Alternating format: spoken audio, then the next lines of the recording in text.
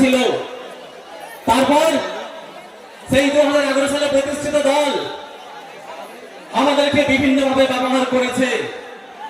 আজ 2024 সালে দাঁড়িয়ে আমরা কি দেখছি? সেই দলকে শুধু চারদিকে দুর্নীতি আর দুর্নীতি।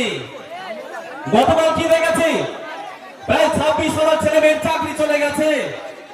অথচ কি বলেছিল 2021 সালে বিধানসভার সময় মাননীয় 2021 সালে বিধানসভায় মাননীয় বলেছিলেন যে প্রত্যেকে ডবল ডবল শিক্ষা হবে, ডবল ডবল চাকরি হবে। ডবল ডবল চাকরি হয়েছে? আমি আদিবাসী ভাই বলছি যে আমরা যে সরকারকে একসময় অনেক আশা নিয়ে আমরা 2011 সালে ক্ষমতায় নিয়ে এসেছিলাম, আজকে আমরা দেখে সেই সরকার জনগণের সাথে নেই। কাদের সাথে আছে? শুধু রয়েছে কতগুলো গুন্ডাদের সাথে।